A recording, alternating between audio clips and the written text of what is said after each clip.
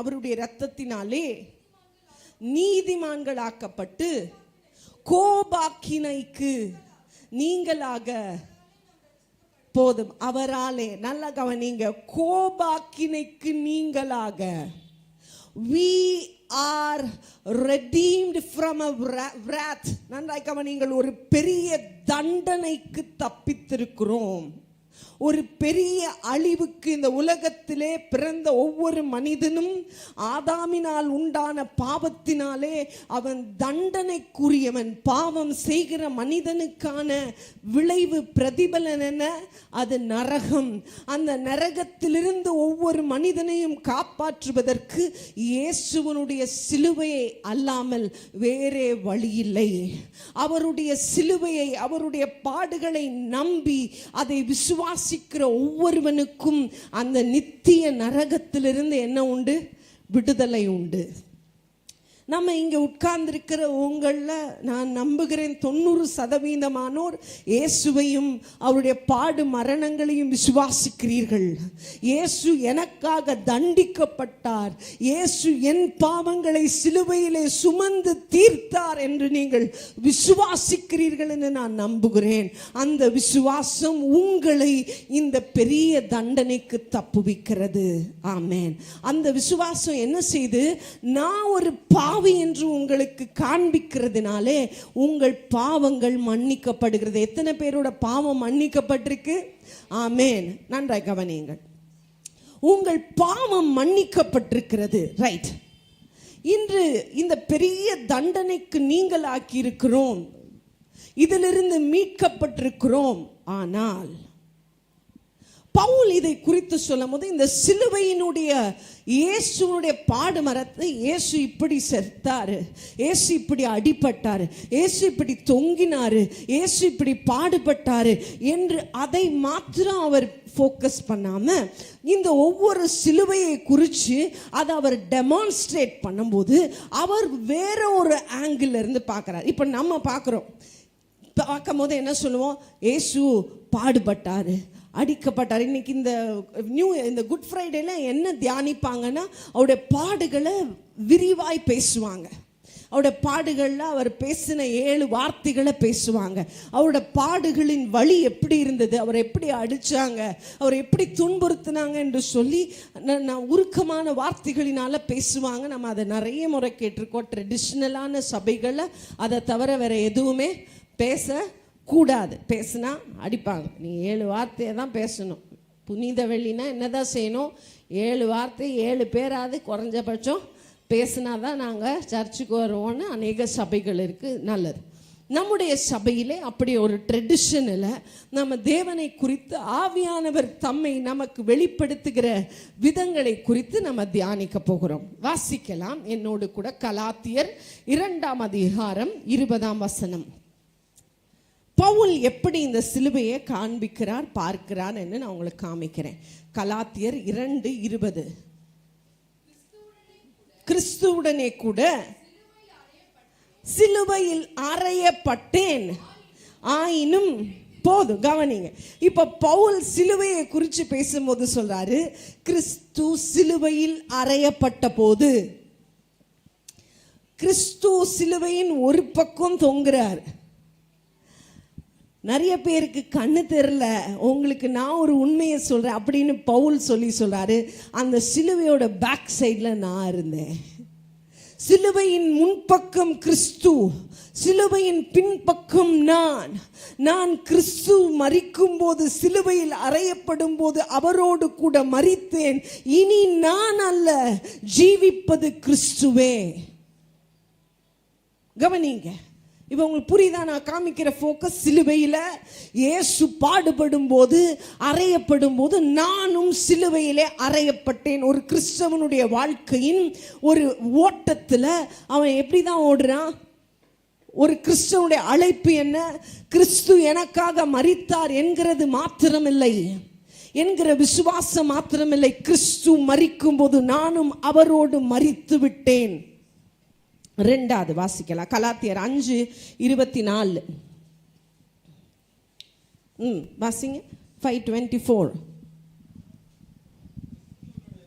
கிறிஸ்துவினுடையவர்கள் தங்கள் மாம்சத்தையும் ஆசை இச்சைகளையும் போதும். கவனிங்க, வெறுமன கிறிஸ்து மாத்திரம் சிலுவையில சாகல, கிறிஸ்துவின் உடையவர்கள், கிறிஸ்துவுக்கு பின்னாடி சிலுவையிலே மரித்தவர்கள் என்ன செய்தாங்க? அவங்க கூட அவர்களுடைய மாம்சத்தையும் அவர்கள் ஆசை இச்சைகளையும் சிலுவையிலே கொன்று விட்டார்கள். நல்ல கவனிங்க, ஒரு கிறிஸ்தவன் தன்னுடைய வாழ்க்கையில இயேசு எனக்காக மரித்ததினாலே நான் நீதிமானாக்கப்பட்டேன் என்கிற பெருமையான ஒரு போர்டோட நடக்கிறதுல வேதம் சொல்லுகிறது, அவன் தன்னை சிலுவையிலே சாக கொடுக்கும் போது அவனுக்குள்ள எழும்புற ஒவ்வொரு மாம்சத்தையும், ஒவ்வொரு ஆசையையும், ஒவ்வொரு இச்சையையும், ஒவ்வொரு பாவத்தையும், பாவத்திற்கு ஏதுவான வாழ்க்கையின் முறைமைகளையும் அவன் என்ன செய்கிறான்? சிலுவையிலே கொண்டு போய் அவன் என்ன செய்கிறான்? அறைந்து விட்டு வருகிறான். மூன்றாவது டெமான்ஸ்ட்ரேஷன் காட்டுறாரு. வாசிக்கலாம், கலாத்தியர் 6:14. இல்ல, கலாத்தியர் 6:14.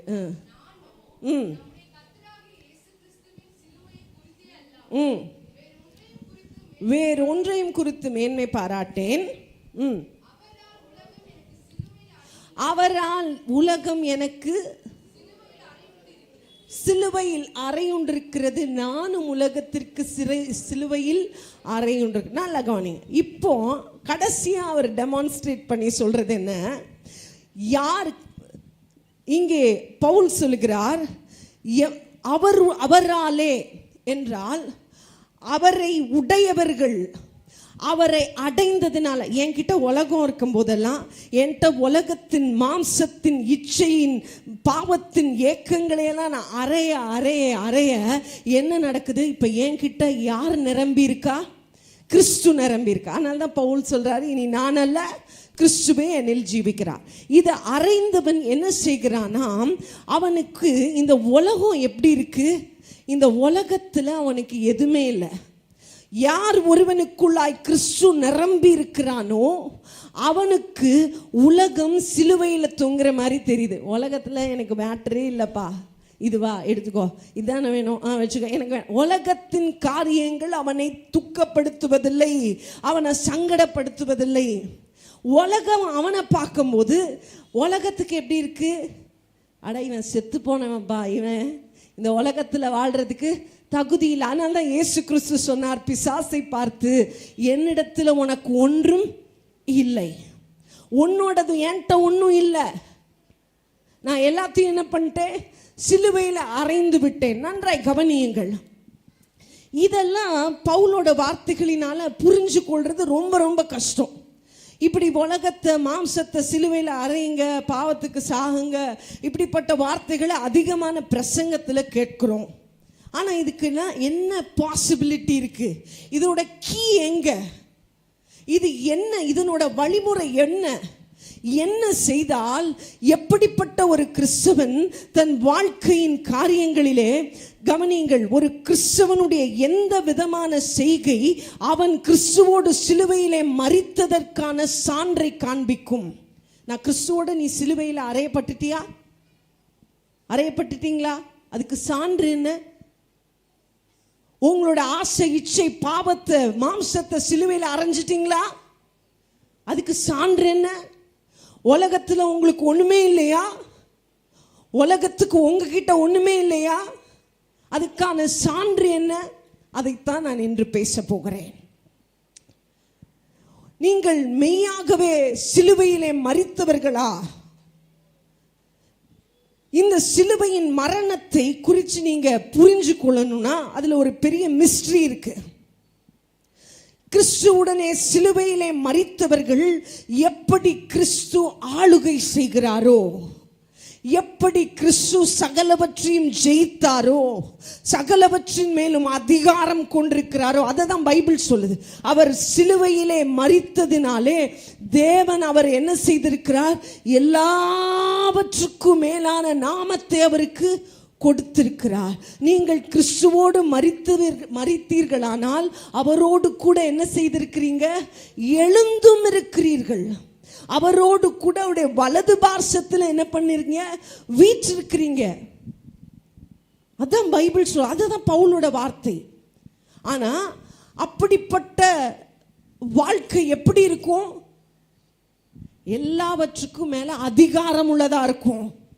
அது இயற்கைக்கு மேல, வியாதிக்கு மேல, பசிக்கு மேல, துக்கத்துக்கு மேல, எல்லா இந்த உலகத்தின் துயரங்களுக்கு மேல ஆளுகை செய்யும்.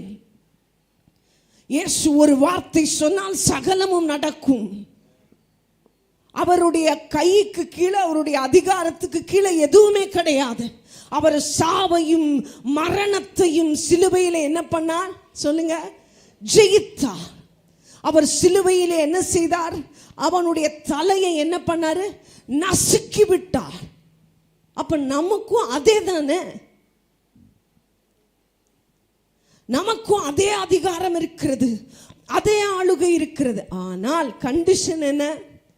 நானும் அவரோட மறைச்சிருக்கணும். நான் என்னோட எல்லாவற்றையும் சிலுவையில் அரைஞ்சிருக்கணும். இதுக்கு எப்படி இது சாத்தியம்? இதை தான் நான் உங்களுக்கு காமிக்க போறேன். உண்மையாலே நான் கிறிஸ்துவோட சிலுவையிலே அறையப்பட்ட ஒரு கிறிஸ்தவனா? கிறிஸ்து எனக்காக அறையப்பட்டார் என்பது மிக உண்மை. அந்த உண்மையினாலே நான் நிச்சயமாய் பாதாளத்துக்கு தப்புவிக்கப்பட்டுட்டேன், நரகத்துக்கு போகமாட்டேன் என்பது மிகப்பெரிய உண்மை. ஆனால் இந்த பூமியிலே விழுந்து போன பிசாசின் மேலே எனக்கு அதிகாரம் இருக்கிறதா? இந்த உலகத்திலே நித்தம் நித்தம் தீமை செய்யும்படி சுற்றி திரிகிற அசுத்த வல்லமைகள் ஏன் இன்னும் என் வாழ்க்கையில் ஆதிக்கம் செலுத்திட்டு இருக்கு? இதுக்கு மேல அதிகாரம் எடுப்பதற்கு ஒரு கிறிஸ்தவன் கிறிஸ்துவோடு சிலுவையிலே மரித்து எழுந்திருக்கணும். அந்த இடத்திற்கு எந்த ஒரு கிறிஸ்தவனால் வர முடியும்? நன்றாய் கவனியுங்கள். இந்த சிலுவையில் அடிப்படையாய் மறைந்திருக்கிற ஒரே ஒரு உண்மையை நான் உங்களுக்கு காண்பிக்கிறேன். the first truth. சிலுவை அப்படின்னு சொன்னோன்னே நம்ம எல்லாரும் இயேசுவினுடைய அல்லது தேவனுடைய அன்பின் ஒரு அடையாளமா நம்புறோம் இல்ல? Cross is a sign of love. உண்மைதான். சிலுவை என்னது? அன்பின் ஒரு அடையாளம். ஆனா இது அன்பின் அடையாளமாய் எப்படி உருவாகிறது? என்ன கடவுள் எப்படி நேசிக்கிறார்? எல்லாரையும் கடவுள் நேசிக்கிறார், உண்மைதான். ஆனா கடவுளுடைய அன்பு எந்த மனுஷனுக்குள்ள கம்ப்ளீட் ஆகுதோ, எல்லா படைச்ச அத்தனை சிருஷ்டியும் கடவுள் நேசிக்கிறார். ஆனா ஓ மேல கடவுளோட அன்பு எப்ப தெரியுமா முழுமையாகும்? எப்போ உன் பாவங்கள் மன்னிக்கப்பட்டுருச்சோ அப்பதான் ஓ மேல கடவுளுடைய அன்பு எப்படி ஆகுது? கம்ப்ளீட் ஆகுது. அப்போ நல்ல கவனிங்க, தேவனுடைய அன்பு எங்கே ஆரம்பிக்கிறது? மன்னிப்பிலே, forgiveness. மன்னிப்பிலே தான் ஒரு கிறிஸ்துவனுடைய வாழ்க்கையின் ஓட்டம் ஆரம்பிக்கிறது. அதனால தான் பவுல் சொல்றாரு, கிறிஸ்து உங்களுக்கு மன்னித்தது போல. கிறிஸ்தவத்தின் மையம் என்ன தெரியுமா? நீ மன்னிக்கப்பட்டு விட்டாய், நீ மற்றவர்களுக்கு மன்னிக்க தொடர்ந்தேச்சியாய் மன்னிக்கப்படுவாய். நீ மன்னிக்கப்பட தொடர்ந்தேச்சியாய் கடவுளுடைய அன்பு உனக்குள்ள கம்ப்ளீட்டா இருக்கும். கடவுளுடைய அன்பு மேல முழுசா இருக்கும் போது உன மேல எந்த சத்துருவுக்கும் அதிகாரம் இல்லை. இதை தான் நம்ம என்ன செய்யறது இல்லை, புரிஞ்சுக்கிறது இல்லை. கடவுளை என்ன நேசிக்கிறார்? ரொம்ப நேசிக்கிறாரு தான். முழுமையா நேசிக்கிறாரா? ஒன்னு நேசிக்கிறார். ஆனா உன் வாழ்க்கையின் முறைகள் தேவனாலே அங்கீகரிக்கப்படாததாய், அருவருக்கப்படுததா இருக்கு. ஏன்? you are not complete in his love. இன்னும் தேவன் உனக்கு மன்னியாத பாவங்கள் உன் வாழ்க்கையில இருக்கு. எத்தனை பேருக்கு தெரியும் இந்த கிறிஸ்துவின் பாடு மரணத்தை தியானிக்கிற இந்த நாளிலே there are so many unforgiven sins. நீ இன்னும் மன்னிக்கப்படாத பல பாவங்கள் உன் வாழ்க்கையிலே நீ சுமந்து வருகிறதினாலே, தேவனுடைய கோபம் உன் மேலே மறைந்திருக்கிறதினாலே, அதை புரிந்தவனாய் பிசாசு உன் வாழ்க்கையிலே தொடர்ந்து வேலை செஞ்சுட்டே வரான். பிசாசுக்கு எங்க தெரியுமா அதிகாரம் இருக்கு? தேவனுடைய அன்பு பூரணமாகாத ஒரு வாழ்க்கையில பிசாசுக்கு அதிகாரம் இருக்கு. அப்ப பூரணமாகிறதற்கு என்ன செய்யணும்? என்ன செய்யணும்? என் வாழ்க்கையில கிறிஸ்துவின் அன்பு முழுமையாகும். கிறிஸ்துவின் அன்பு என் வாழ்க்கையில முழுமையாகிறதுக்கு நான் என்ன பண்ணும்? அதான் பைபிளோட பிரின்சிபல்.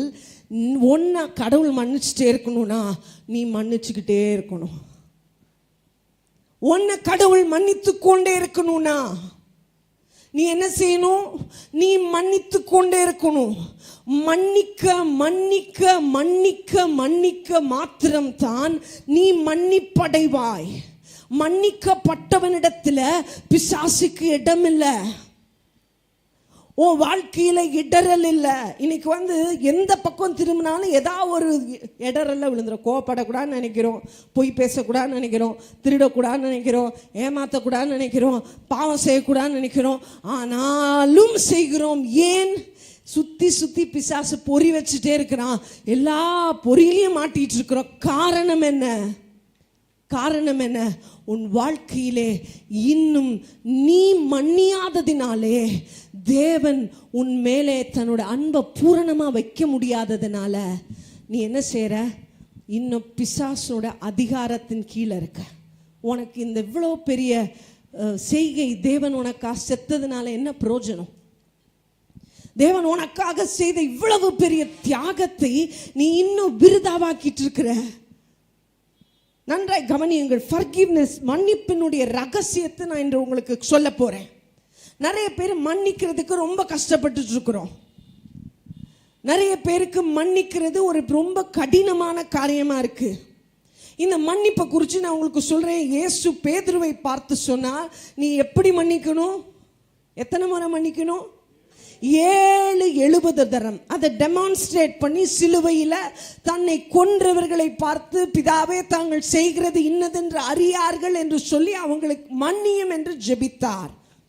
சிலுவையிலும் ஆண்டவர் என்ன செய்தார்? ஒரு கிறிஸ்தவனோட வாழ்க்கையில ஒரு ரிவர் மாதிரி ஃப்ளோ ஆக வேண்டியது என்ன?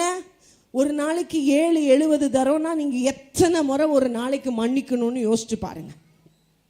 உங்க இருதயத்துக்குள்ளா இருந்து நிரம்பி ஒரு ஊற்று போல பாய்ந்து கொண்டே இருக்க வேண்டியது என்னதாம்? மன்னிப்பாம். இந்த மன்னிப்பை குறித்து ஒரு ஸ்லோகம் சொல்லணும்னா, நான் படித்து கொண்ட ஒரு ஸ்லோகம் இருக்கிறது. மன்னிச்சது மன்னிச்சது தான். சொல்லுங்க பார்க்கலாம், பக்கத்தில் பார்த்து சொல்லுங்க. மன்னிச்சது மன்னிச்சது தான் அப்படின்னா என்ன அர்த்தம்? நீ தப்பு பண்ண, நீ சாரி கேட்குறியோ கேட்கலையோ, மன்னிச்சுட்டேன். திரும்பியும் தப்பு பண்ற, மன்னிச்சது மன்னிச்சது தான். திரும்பியும் தப்பு பண்ற, மன்னிச்சது மன்னிச்சது தான்.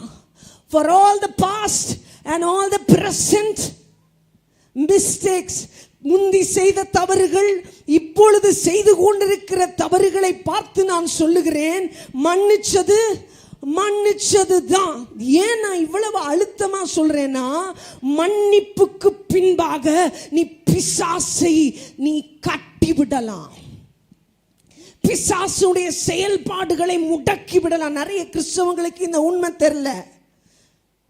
நிறைய கிறிஸ்தவங்களுக்கு இதனுடைய ரகசியம், தேச மிஸ்ட்ரி. அதுக்கு பின்னாடி சில நேரத்தில் நம்ம மன்னிச்சிட்டோம், அவங்கள்ட்ட இப்போ பேசுகிறோம், அவங்கள்ட்ட பழகுறோம், ஆனால் மனசில் ஆழத்தில் அன்னைக்கு அவங்க சொன்ன வார்த்தை, அன்னைக்கு அவங்க செய்த துரோகம், அன்னைக்கு அவங்க போன பாதை, அவங்க பறிச்ச குழி, இதெல்லாம் எங்கேயோ உள்ள இருக்கு. அதனால 50 வருஷம் ஆனாலும் உட்கார்ந்து பேசினா அதை பேசுவேன். நான் சொல்லுகிறேன், மன்னிச்சது மன்னிச்சது தான். It's finished. முடிச்சிட்டேன். திரும்பி அதை பேச போகிறதில்லை, திரும்பி அதை யோசிக்க போகிறதில்லை என்று நீங்க அந்த டிசிஷனுக்கு வரீங்களோ, ஐ ஹவ் ஃபர்கிவன், முடிச்சிட்டேன், மன்னிச்சிட்டேன், ஒன்னும் மன்னிச்சிட்டேன், நீ என்ன செஞ்சாலும் மன்னிச்சிட்டேன், மன்னிப்பேன் இல்லை மன்னிச்சிட்டேன். It's a past act for the present mistakes. இன்று நீ செய்கிற, இன்னைக்கு செய்கிற தப்புக்கும் நான் உன்னை நேற்றே மன்னித்து விட்டேன். இதுதான் ஒரு கிறிஸ்தவத்தின் ரகசியம். இதுதான் கிறிஸ்துவோடு கூட நான் சிலுவையிலே அறையுண்டேன், இனி நான் அல்ல கிறிஸ்துவே என்னில் ஜீவிக்கிறார். ஆமென். இன்னும் யாரெல்லாம் மன்னியாமையை சுமந்து கொண்டு போகிறீர்களோ, நான் சொல்லுகிறேன், உங்கள் வாழ்க்கையிலே நீங்கள் மன்னிக்கப்படாத பகுதிகளை நீங்க நிறைய என்ன சொல்ற ஆடிங் யுவர் சின்ஸ். பாவத்தை கூட்டிகிட்டே இருக்க தேவனுடைய அன்பு உன் மேல பூரணமாகாது. யாரனாலும் அப்ப எந்த பக்கத்துல இருந்து என்ன வந்தாலும், அதனால தான் நான் போன வாரம் சொல்லும்போது சொல்லிட்டு இருந்தேன், யாரோ ஒரு 3வது நபரை குறித்து அவங்களோட பாவத்தை, அதனால தான் சொன்னேன், எனக்கு ரொம்ப ஜாக்கிரதையா இருங்க கிறிஸ்தவங்க. நான் சபையை பார்த்து பேசுறேன், மீடியாவில் நியூஸில் பல விஷயங்களை கேள்விப்படுறோம். நீங்க அதற்கு தீர்ப்பு சொல்ல தேவன் உங்களை அழைக்கவில்லை. மன்னித்தது தான். கிறிஸ்து உனக்கு மன்னித்தது போல. சொல்லுங்க, இந்த பாவம் இவ்வளோ இப்படிலாம் செய்யலாமா? இல்லை, மன்னித்தது தான் அப்படின்னா அதை பற்றி பேசாத, அதை பற்றி யோசிக்காத. அல்ல நல்லது என்னது கெட்டது மன்னிச்சுட்டேன். ஏன்? நான் மன்னிக்கும் போது என்ன நடக்கிறது? நான் தொடர்ந்தேச்சியாய் மன்னிக்கும் போது பிசாசின் பிடியில இருக்கிறவர்களை அதற்கு மேல அவன் வச்சிருக்க முடியாது. மன்னிப்புக்கு அவ்வளவு பெரிய வல்லமை இருக்கிறது. மன்னிப்புக்கு அவ்வளவு பெரிய வல்லமை இருக்கிறது. மன்னிப்பு பிசாசுனுடைய பிடியிலிருந்து என் ஆசீர்வாதங்களை, எனக்கு சொந்தமானவர்களை, நான் யாரை மன்னிக்கிறேன் அவர்களை அன்னைக்கு ஏன் இந்தியாவில் இயேசுவை இவ்வளவு பிரசங்கித்தும் ஜனங்களுக்குள்ளாய் ரட்சிப்பு இல்லை? ஏனென்றால் இந்தியாவின் கிறிஸ்தவர்களிலே மன்னிப்பு கிரியை செய்யவில்லை. உன் இருதயத்தில் மன்னிப்பு கிரியை செய்யலனா உன்னுடையவர்களை பிசாசு டைட்டா பிடிச்சு உணர விடாம எவ்வளவு அடிப்பட்டாலும் என்ன பண்ணாலும் அவன் இருக்க மாதிரியே இருக்கிறான். அவன் மாறவே மாட்டான். காரணம் என்ன? உன் இருதயத்துக்குள்ளாய் மன்னிப்பு வேலை செய்யல. சொல்லுங்க, மன்னிச்சது தான். அதை பத்தி யோசிக்கவோ பேசவோ நான் தயாரா இல்லை. திரும்பி சொல்லுங்க, இன்னைக்கு இந்த குட் ஃப்ரைடேல தேவன் உங்களை பிசாசின் அந்த வான மண்டலங்களில் உங்களுக்கு விரோதமா இருக்கிற பிசாசிட்ட இருந்து உங்களோட எல்லா நன்மையும் பிடுங்கி எடுக்கிறதற்கு இந்த நாள் தொடங்கி, from this day on, இந்த நாள் தொடங்கி என் குடும்பத்து மேல, என் பிள்ளைங்க மேல, என் பொருளாதாரத்து மேல, என் சரீர சுகத்தின் மேல உனக்கு இருந்த அதிகாரத்தை நான் எடுக்கிறேன். என்னோடத குடு. சொல்லுங்க, என்னோடத நான் ரிலீஸ் பண்றேன். It has to flow like a river. அதெல்லாம் சொன்னேன், நம்ம மன்னிச்சிட்டோம் நினைச்சுக்கிட்டு இருக்கிறோம். இல்லை, உண்மையான மன்னிப்பு சிந்தையிலும் அந்த பாஸ்ட அந்த தவறுகளை கொண்டு வரும்போது பிசாசு பாரு உன்னை இப்படி பேசினாங்களே இன்னைக்கு இப்படிதான். இல்லை, அதை நான் என்ன பண்ணேன்? அதட்டுகிறேன். உனக்கு அதிகாரம். உன் பிள்ளை பாரு என்ன பண்றா? இல்லை, நான் அவனை மன்னிச்சது தான். பிசாஸ் டெய்லி புது ஸ்டோரி சொல்லுவான். நேற்று ஸ்டோரியை விட இன்னைக்கு ஸ்டோரியில நிறைய ட்விஸ்ட்லாம் இருக்கும். ரொம்ப பயமா இருக்கும். இதை மன்னிக்கவே முடியாத மாதிரி இருக்கும். எந்த சூழ்நிலையிலும் உன் சிந்தை ஒரு உண்மையை புரிந்து கொள்ளட்டும். மன்னிப்பை நீ மறந்து விட்டால் நிச்சயமாய் பிசாசு உன் மேலே அதிகாரம் எடுக்கிறான். You will be defeated. கவனியுங்கள். சரி, மன்னிக்கணும் 7 முறையில் 70 தரம் மன்னிக்கணும். எவ்வளோ முறை தப்பு பண்ணாலும் மன்னிக்கணும். கரெக்ட் தான், புரியுது. ஆனால் ப்ராக்டிக்கலாக முடியுமா? நடைமுறையில் இது எவ்வளவு சாத்தியம்? சில நேரத்தில் மன்னிக்கவே முடியாத அளவுக்கு சூழ்நிலைமைகளை உருவாக்குறான். ஆடா, இதுக்கு மேலே சில நேரம் நம்மளை மீறி என்ன செய்யும்? அப்படியே கொப்பளிச்சுட்டு வரும். சில நேரம் சிலதெல்லாம் ரொம்ப என்ன சொல்ற, அந்த பொறுமையை ரொம்ப சோதிக்கிற அப்படிமோல அந்த மாதிரி. இதெல்லாம் தாங்க முடியாது. எல்லாருக்கும் அப்படி ஒரு நெருக்கம் வரும். அப்படி உன்னுடைய பலத்துக்கு மிஞ்சின தவறுகளை என்ன எப்படி கையாளலாம்? இதெல்லாம் நான் சகிக்கணுமா? இதெல்லாம் எனக்கு அவசியமா என்கிறது போல சில சூழ்நிலைமைகள் வருகிறது. நல்லா கவனிங்க, நீங்க நல்லா புரிஞ்சுக்கோங்க. மன்னிப்பு ஒரு பெரிய ரகசியம். மன்னிப்பு உன்னுடைய ஆளுகையை, உன்னுடைய அதிகாரத்தை தீர்மானிக்கிறது. ஆனா சில ஏரியாஸை மன்னிக்கவே முடியல, சில தவறுகளை ஏற்றுக்கொள்ள முடியல, சில காரியத்தில் அவ்வளவுலாம் ஸ்ட்ரென்த் நமக்கு இல்லை. சில நேரம்லாம்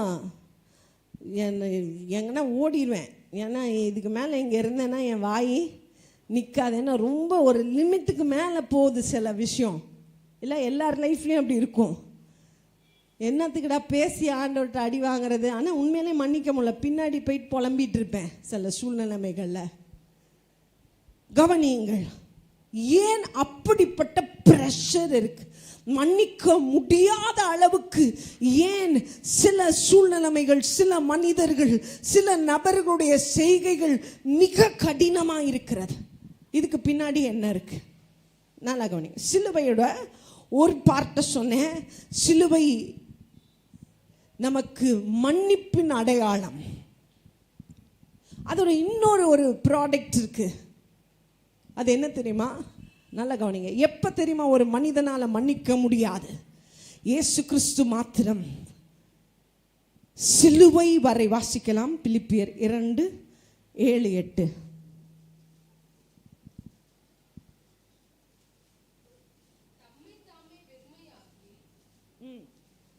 தம்மை தாமே வெறுமையாக்கி அடிமையின் ரூபம் எடுத்து மனுஷ சாயலானார்.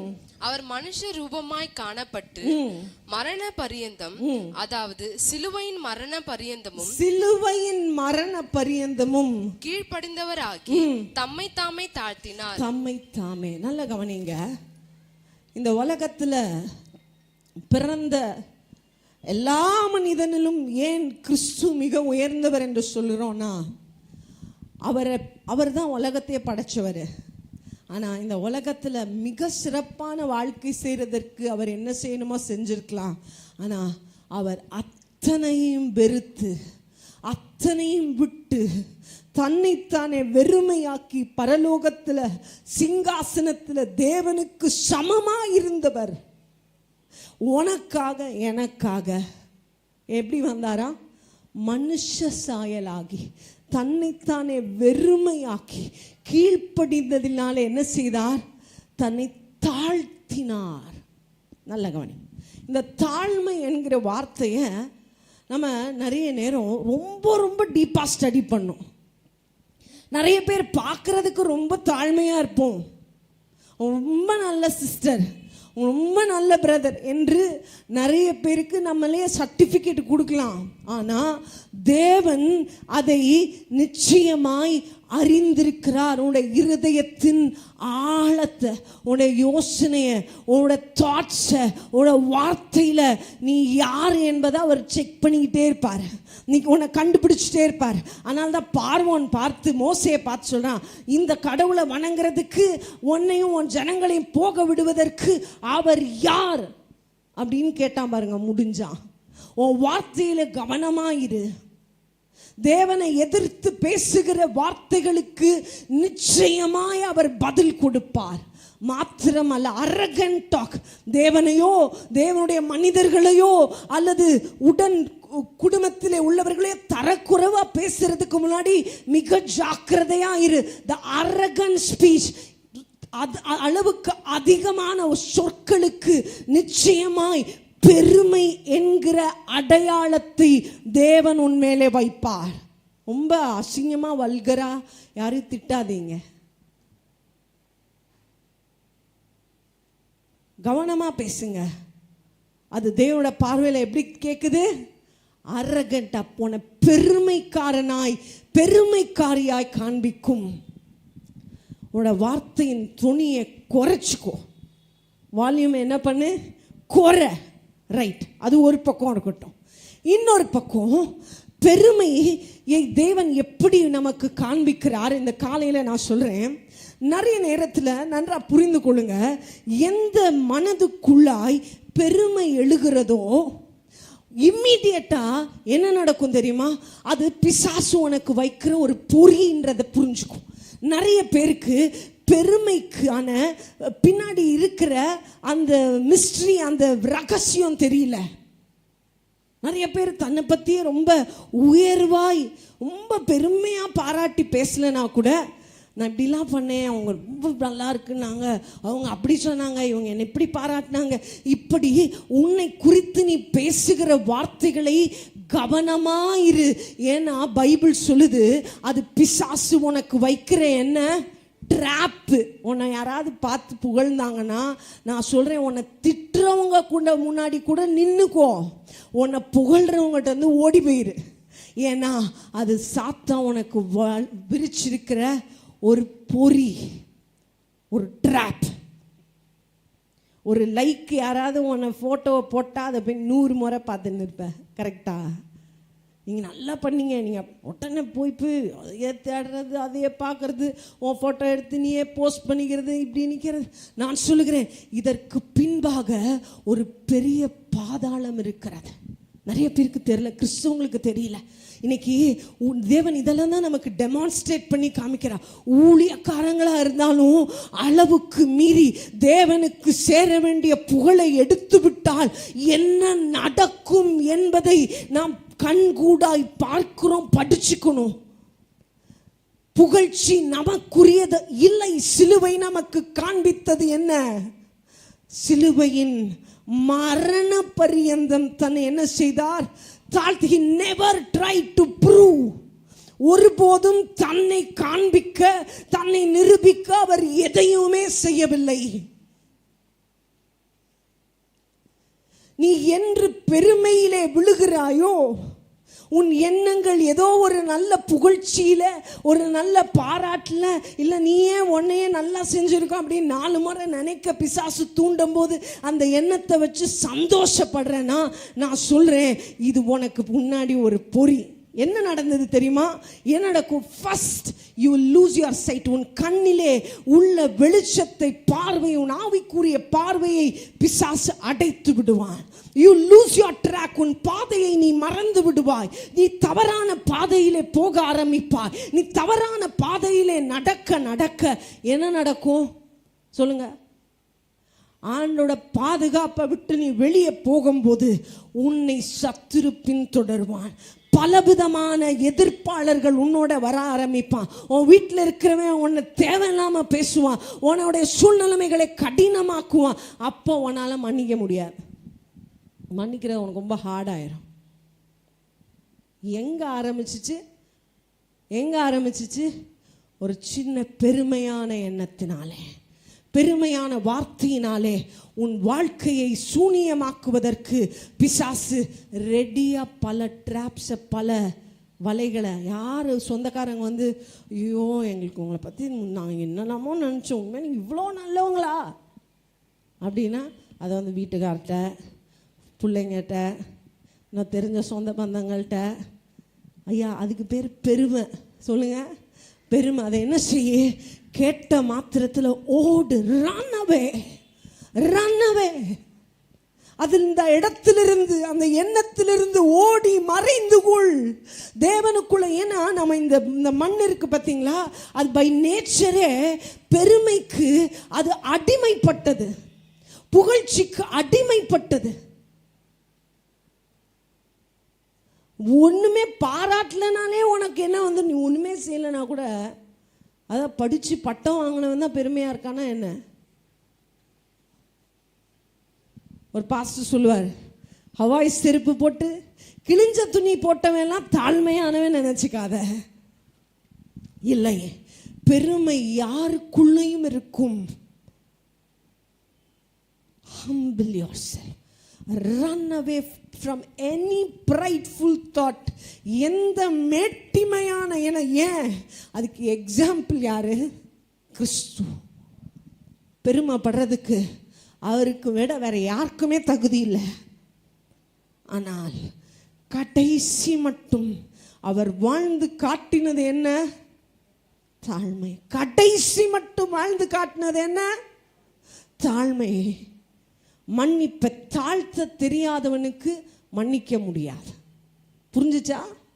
தாழ்த்த தெரியலனா, எங்க உனக்கு ரொம்ப கொந்தளிக்குது மன்னிக்க முடியாம, நீ எங்கேயோ பெருமைக்கு இடம் கொடுத்துட்டனா உன் வாழ்க்கையில மன்னிக்க நீ போராடுவாய். Go and humble. இந்த நாளிலே இந்த தேவனுடைய பாடு மரணத்தை தியானிக்கிற இந்த நாளில் சபை தயவு செய்து கேட்குறேன், தயவு செய்து உங்கள் லைஃப்பை நான் ப்ராக்டிக்கலாக பார்க்க விரும்புகிறேன். இந்த வார்த்தைகள் வெறும் வார்த்தையாய் முடிந்து விடக்கூடாதுன்னு நான் விரும்புகிறேன்.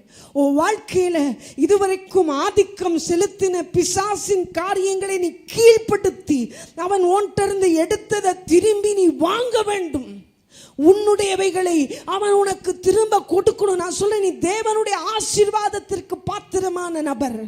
உனக்காக தேவன் உண்டு பண்ணினவைகளை கண்கள் கண்டதும் இல்லை, செவிகள் கேட்டதும் இல்லை, மனிதனுடைய இருதயத்திலே அது தோன்றும் இல்லை.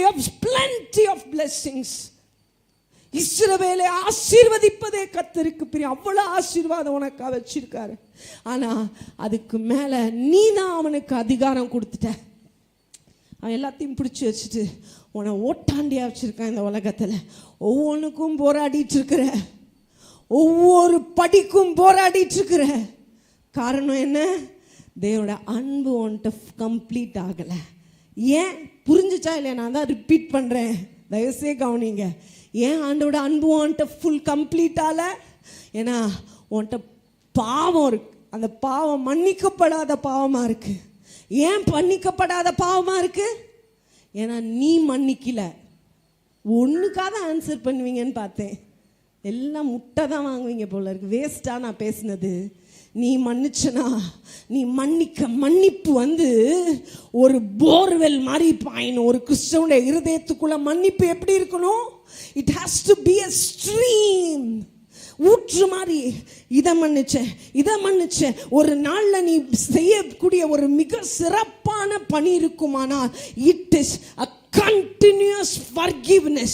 உனக்கு விரோதமாய் அல்லது இந்த உலகத்திலே தவறுகிற அனைவரையும் மன்னிப்பதுதான் இந்த உலகத்திலே நீ இந்த நாளிலே செய்யக்கூடிய மிக சிறப்பான ஒரு செய்கை. அந்த செய்கையின் நிமித்தம் நீ மன்னிக்கப்படுவாய். அதை தாண்டி மன்னிக்க முடியலனா செக் your pride levels.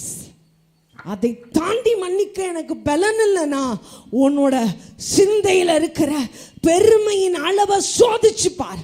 நான் எவ்வளவு நல்லவன் என்பதை நீயே போட்ட அந்த திட்டத்தில், அந்த கணக்கில் எவ்வளவு பொய் இருக்கு.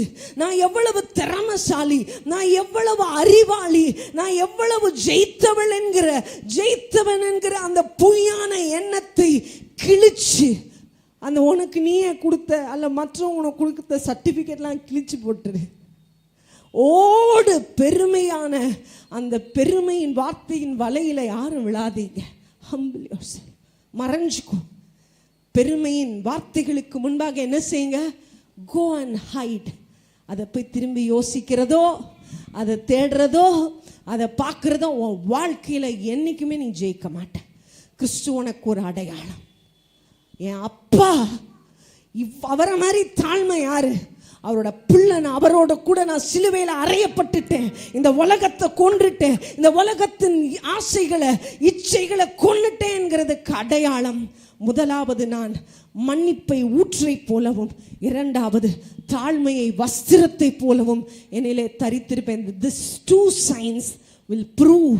இந்த ரெண்டு சைனும் நிரூபிக்கும் நீ சிலுவையில் கிறிஸ்துவோட அறையப்பட்டு உயிரோடு எழும்பி அவரோடு கூட அவருடைய வலது பார்சத்திலே வீற்றிருந்து அத்தனையும் ஜெயித்து கொண்டிருக்கிறாய். இந்த நாள் தொடங்கி எனக்கு ஆவியானவர் சொன்னது, if you can learn this lesson, இந்த பாடத்தை மாத்திரம் நீ சரியா படிப்பனா உன்னுடையதை எல்லாம் பிசாசு இத்தனை ஆண்டுகள் அடைத்த கதவுகளை உனக்கு முன்பாக நான் திறப்பேன். உன்னுடையவர்கள் மீட்கப்படுகிறதை, இந்த ராஜ பாதையிலே உன் குடும்பம் நடந்து வருகிறதை நீ பார்ப்பாய் என்று தேவன் எனக்கு வாக்கு பண்ணுகிறார். அந்த வாக்கு தத்தங்களை நான் உங்களுக்கு சொந்தமாக்குகிறேன். God bless you.